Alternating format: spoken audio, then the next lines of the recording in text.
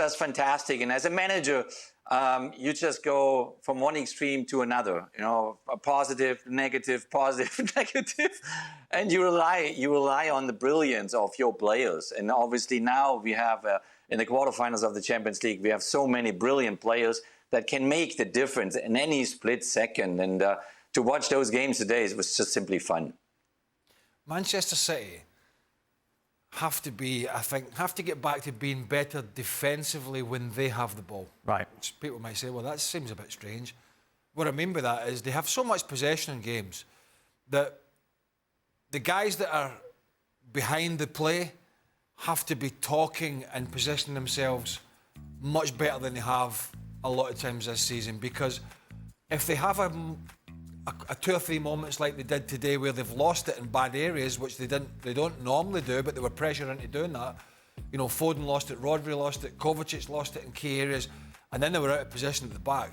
This team will take advantage of that. So they have to. Last year they were brilliant at doing both. That's why they won the FA Cup, the League, the Champions League. Okay, the Champions League final was a bit of a struggle. They had to do more defending than they would have liked against Inter Milan. They didn't play particularly well.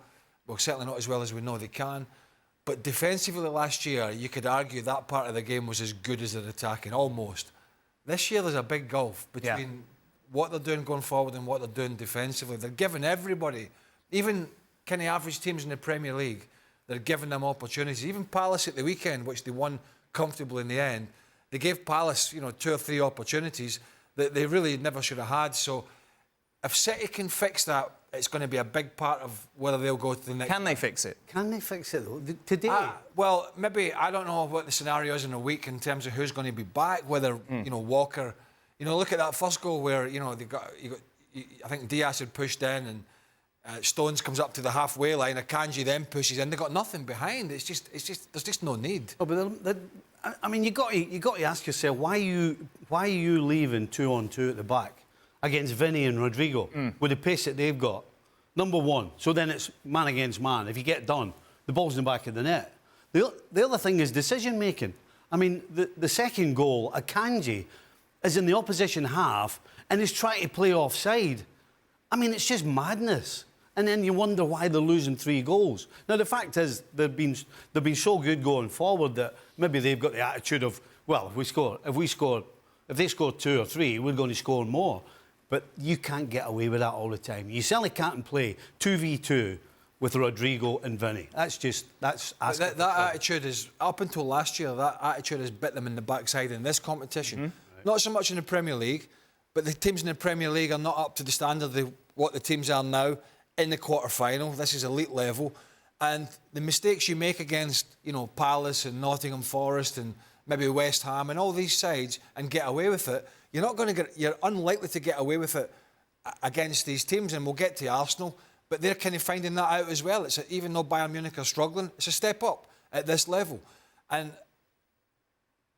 last year, City were much more clued in with it. The previous years, we've expected them to win this competition year on year until they did. And one of the reasons they didn't win it is because they dominated so many games. I'm thinking Lyon and others, where they battered teams and got caught in the counter-attack because they were in bad positions. It was a little bit of that tonight, and if there's more of that at the Etihad, and that's what Ancelotti and Real Madrid will be saying, listen, let's suck these in at the Etihad. Yeah. They're going to come out, they're going to go for it. We know how they play, we'll get them on the counter-attack. It's not rocket science. That's what they're going to try and do. Robert, you've seen a lot of Real Madrid this season. It's a cliche, isn't it? They just seem to up their game for this competition. As Craig said, Vinicius Jr. today was amazing. Yeah, but it's what you expect from those 2 players, and maybe even Valverde today. His energy and his enthusiasm to get forward at times. Bellingham didn't play quite so early. He looked a bit slightly off the pace. But if you watch Real Madrid every week, when they really raise their game, those 2 players keep doing the same things. Real Madrid, doesn't matter who they're playing against, will defend deeply and counter-attack through that space. And obviously Pep Guardiola must have known that. The defenders must have known that. That's why those decisions were even worse by Man City. A word on Haaland, as Robert mentioned, a quiet game for him. I feel a bit sorry for him in a sense that we always talk about Haaland when he doesn't score, but I think he's a victim, and it's a consequence of the way they play. That a lot of times he's shown for the ball, and I agree. And listen, I don't disagree with Stewart, and we've talked about this before. There has been times this year where he, particularly the Arsenal game, where his first touch hasn't been the best and his link-up play hasn't been the best, and we get that. But I do, in a sense, feel it's not short of him trying to make runs and get in good positions. It's the fact that sometimes they go back and they go side and they go forward, and Foden comes into that little space, and then he's got to make a move, Haaland, to take some defenders away. And I don't think he's getting on the ball as much as he would like, but I think that's a consequence of the way, at times, Manchester City play.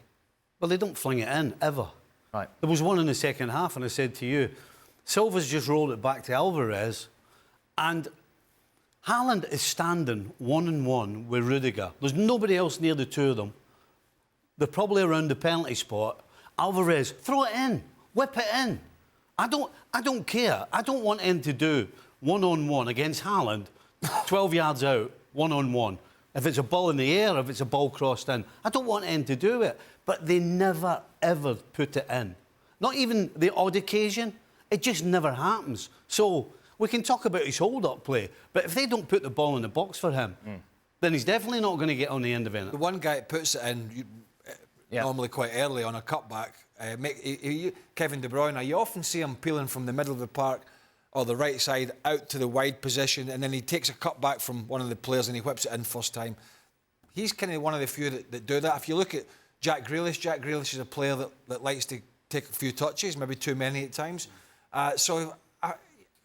Look, he's not at the top of his game, Erling Haaland, but I don't think it's all down to him. I think it's a lot down to the way City are playing. Jurgen? Yeah, I feel for Erling Haaland because obviously it's not easy in these games to get him into good positions. It's not easy to get him the ball into, in a situation where he can, maybe with 1-against-1, can turn around and score a goal.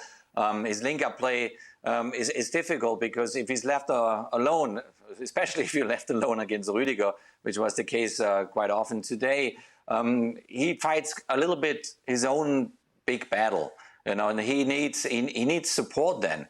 And obviously when you have then in a team like Man City, usually in the Premier League, they have 80% possession, 85% possession, and they bunker in, they park the bus in front of the goal. There's no real space for Erling. It's difficult for him. Where do I run? Where do I open myself? How do I find the connection?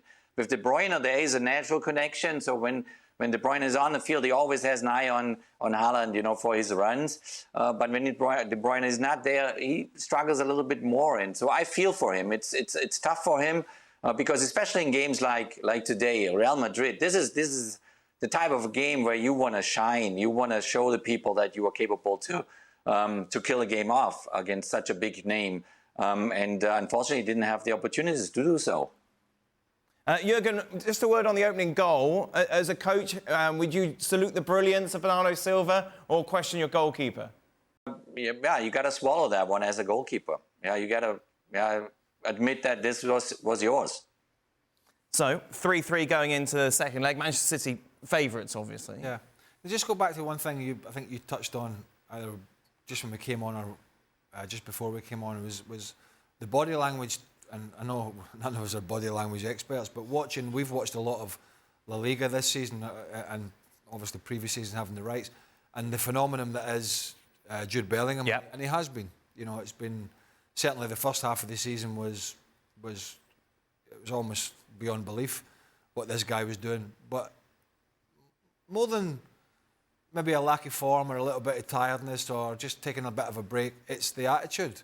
I think it's getting a little concerning for me, and maybe that's where he's got a really experienced manager will come in and Ancelotti and have a little word with him. There's a lot of complaining, isn't there? There's a lot. It almost seems to me, and it's not just here. There's been a lot of La Liga games, and maybe some of it has been just, but not always, where he's felt that the referee has owed him one. And we've talked about Vinicius Junior trying to referee games and getting the hump and his headspace just goes. Yeah. Right when he feels it's going against him, and I'm seeing a little bit of that in Jude Bellingham. And I think it's taken away from what he does best.